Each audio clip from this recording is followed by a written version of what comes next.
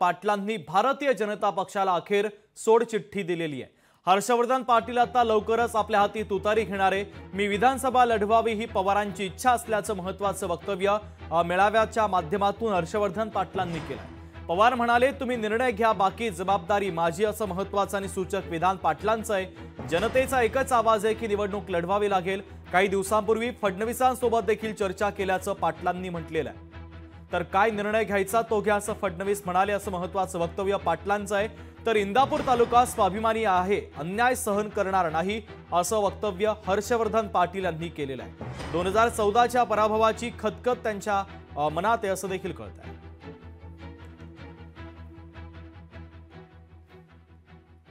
पवार साहेब मला म्हणाले की हर्षवर्धन, तुमच्या तालुक्यातल्या बऱ्याच लोकांचा आग्रह आहे की तुम्ही विधानसभेची निवडणूक लढवा। साहेब म्हणले, तुमच्या जनतेचा आग्रह असेल तर तुम्ही निर्णय घ्या, आणि तुम्ही निर्णय घेतल्यानंतर बाकीच्या गोष्टीची जबाबदारी माझी राहील, अशा पद्धतीची चर्चा मित्रांनो काल झाली। मग आता मला तुम्हाला प्रश्न विचारायचा आहे की आपण राष्ट्रवादी काँग्रेस पक्षामध्ये प्रवेश करायचा का नाही करायचा?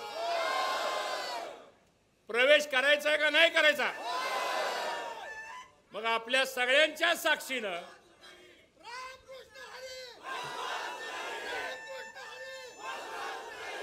तुमच्या सर्वांच्या साक्षीनं आपली हा कार्यक्रम झाल्यानंतर सगळे पत्रकार आलेले आहेत, त्या पत्रकारांच्या बरोबर एक पत्रकार परिषद होईल आणि तुमच्या ज्या भावना आहेत त्या भावनेचा आदर ठेवून निर्णय घेतला जाईल, हे मी आपल्या सर्वांना सांगतो। माझी आणि देवेंद्र फडणवीस साहेबांची सविस्तर चर्चा झाली आणि मग मी त्यांना सांगितलं, साहेब, मला आता माझ्या तालुक्यातल्या कार्यकर्त्याचा जो आग्रह आहे त्या आग्रहाच्या विरोधामध्ये मला जाता येणार नाही, कारण ज्या तालुक्यातल्या माझ्या कार्यकर्त्यानं गेले 10 वर्ष एवढा संघर्ष केलाय माझ्यासाठी, एवढा त्रास सहन केलाय माझ्यासाठी, एवढा अन्याय सहन केलाय माझ्यासाठी, पण त्या सामान्यातल्या सामान्य माणसानं सुद्धा मी फडणवीस साहेबाला सांगितलं, साहेब, त्यांनी माझी साथ सोडली नाही, आणि आज मी जर काय तुम्ही सांगितल्याप्रमाणे काय निर्णय जर घ्यायचा म्हटला तर साहेब तो निर्णय माझा व्यक्तिगत होईल।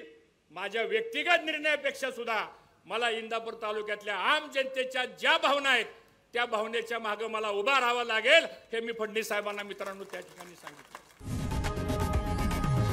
लोकशाही मराठी ऐका, पहा, जागरूक रहा।